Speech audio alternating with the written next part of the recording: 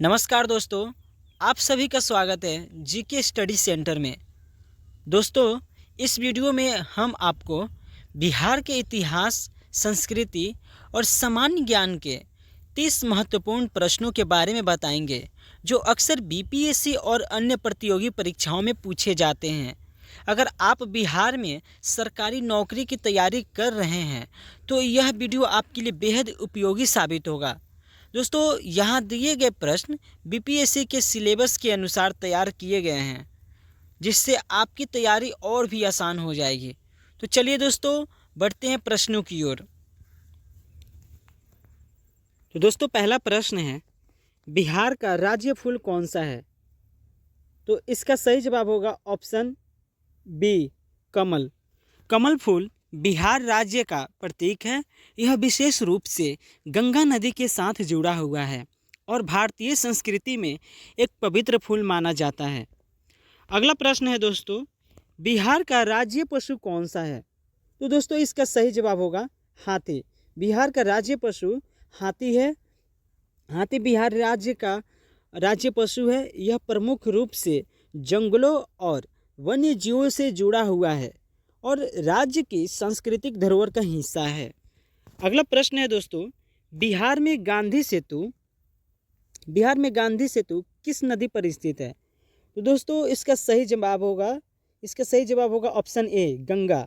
ठीक है, गांधी सेतु जो पटना और उत्तर बिहार को जोड़ता है, गंगा नदी पर स्थित है दोस्तों, और यह देश का सबसे लंबा पुल है। अगला प्रश्न है, बिहार का किस जिले को बिहार का मैनचेस्टर कहा जाता है? दोस्तों, क्वेश्चन है, बिहार का किस जिले को बिहार का मैनचेस्टर कहा जाता है? तो दोस्तों, इसका सही जवाब होगा ऑप्शन बी, भागलपुर। इसका सही जवाब होगा ऑप्शन बी, भागलपुर।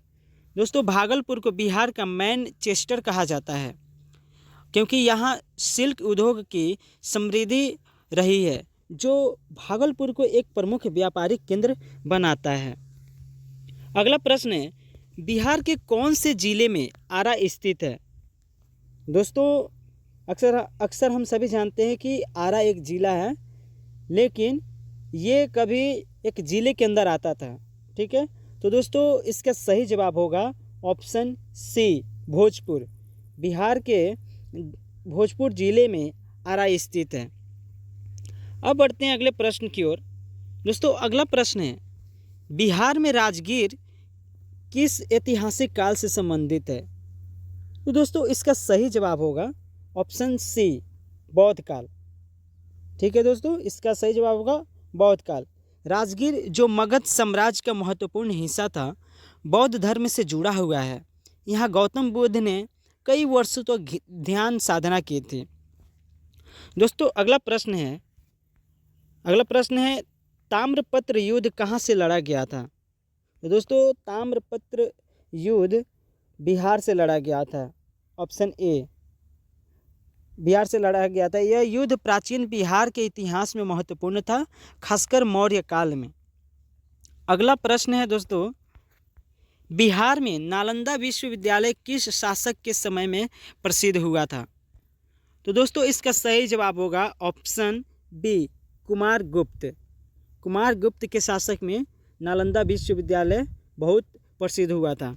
तो दोस्तों, कुमारगुप्त ने नालंदा विश्वविद्यालय की स्थापना की थी, जो प्राचीन भारत का एक प्रमुख शिक्षा केंद्र था। अब बढ़ते हैं अगले प्रश्न की ओर। अगला प्रश्न है दोस्तों, बिहार राज्य का गठन कब हुआ था? तो दोस्तों, इसका सही जवाब होगा ऑप्शन ए, 22 मार्च 1912 में। 22 मार्च 1912 में बिहार राज्य का गठन हुआ था दोस्तों। पहले यह बंगाल प्रेसिडेंसी का हिस्सा था, फिर इसे एक स्वतंत्र राज्य के रूप में स्थापित किया गया। अगला प्रश्न है दोस्तों, बिहार में महात्मा गांधी सेतु की लंबाई कितनी है? तो दोस्तों, इसका सही जवाब होगा ऑप्शन बी, 7.85 किलोमीटर। ठीक है, 7 पॉइंट कितना होगा, 85, यानी इतना किलोमीटर होगा दोस्तों, जो कि यह पटना और उत्तर बिहार के बीच यातायात के लिए एक महत्वपूर्ण पुल है दोस्तों। अगला प्रश्न है, बिहार में सासाराम किस कारण प्रसिद्ध है? तो दोस्तों सबसे पहले इसका सही जवाब होगा ऑप्शन ए, शेर शाह सूरी का मकबरा। दोस्तों सासाराम में शेर शाह सूरी का जन्म स्थान है और यहाँ शेर शाह सूरी का भव्य मकबरा स्थित है जो एक प्रमुख ऐतिहासिक स्थल है। दोस्तों अगला प्रश्न है, बिहार के किस प्रसिद्ध काव्यकार ने रश्मि रथी लिखा था? रश्मि रथी। तो दोस्तों इसका सही जवाब होगा ऑप्शन ए, रामधारी सिंह दिनकर जी। ठीक है, रामधारी सिंह दिनकर। रामधारी सिंह दिनकर ने रश्मि रथी नामक काव्य लिखा जो भारतीय महाकाव्य महाभारत से प्रेरित था और भारतीय राष्ट्रीयता का प्रतीक है। अगला प्रश्न है दोस्तों, बिहार में बोध गया का ऐतिहासिक महत्व किससे जुड़ा है? तो दोस्तों इसका सही जवाब होगा ऑप्शन ए, गौतम बुद्ध। इसका सही जवाब होगा ऑप्शन ए, गौतम बुद्ध। बोध गया गौतम बुद्ध के ज्ञान प्राप्ति स्थल के रूप में प्रसिद्ध है। यह स्थल बौद्ध धर्म के अनुयायियों के लिए महत्वपूर्ण तीर्थ स्थल है। दोस्तों अगला प्रश्न है, बिहार का हरियर क्षेत्र किस जिले में स्थित है?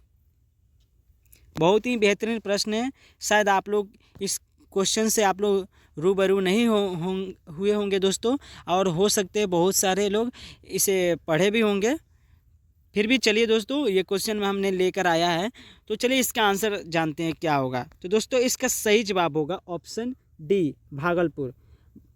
भागलपुर को हरियर क्षेत्र जिले में स्थित है। ठीक है, हरियर क्षेत्र भागलपुर जिले में स्थित है जो एक प्रसिद्ध हिंदू तीर्थ स्थल है।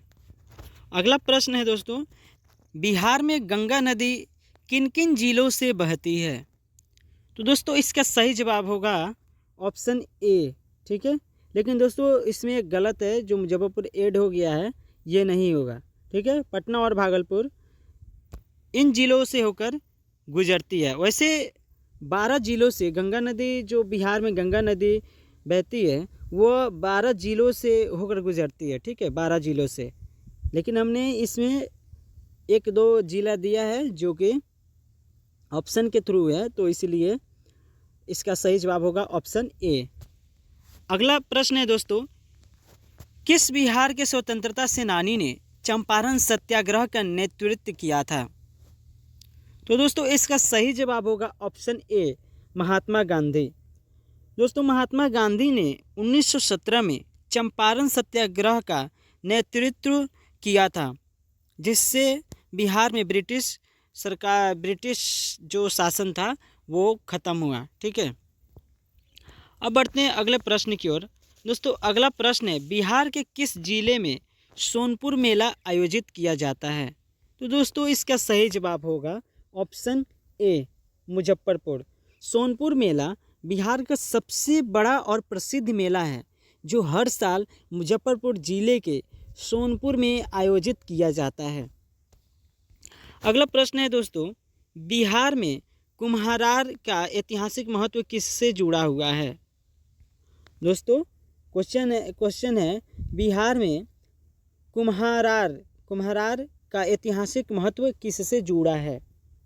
तो दोस्तों इसका सही जवाब होगा ऑप्शन ए, मौर्य काल। कुम्हारार स्थल मौर्य काल से जुड़ा हुआ है। यहाँ पुरातात्विक खुदाई से मौर्यकालीन मूर्तियाँ और अवशेष प्राप्त हुए थे। अगला प्रश्न है दोस्तों, बिहार में गंगा नदी के किनारे कौन सा प्रसिद्ध मंदिर स्थित है? तो दोस्तों इसका सही जवाब होगा ऑप्शन बी। ठीक है, ऑप्शन बी, महावीर मंदिर। महावीर मंदिर पटना में स्थित है और यह गंगा नदी के किनारे एक प्रसिद्ध हिंदू धार्मिक स्थल है। अगला प्रश्न है दोस्तों, बिहार के किस प्रसिद्ध शासक ने शेरशाह सूरी मार्ग का निर्माण किया था? तो दोस्तों इसका सही जवाब होगा शेरशाह सूरी जी। ठीक है, शेरशाह सूरी। सही जवाब होगा ऑप्शन बी। शेरशाह सूरी ने भारत में एक प्रमुख सड़कों का नेटवर्क स्थापित किया था, जिनमें से शेरशाह सूरी मार्ग एक प्रसिद्ध मार्ग है।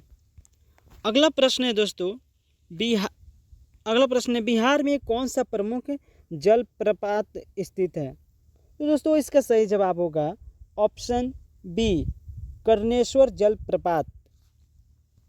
दोस्तों कर्णेश्वर जलप्रपात बिहार के भागलपुर जिले में स्थित है और यह एक प्रसिद्ध पर्यटक स्थल है।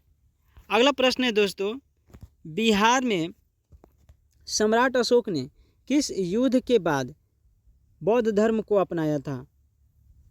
तो दोस्तों इसका सही जवाब होगा ऑप्शन बी, कलिंग युद्ध।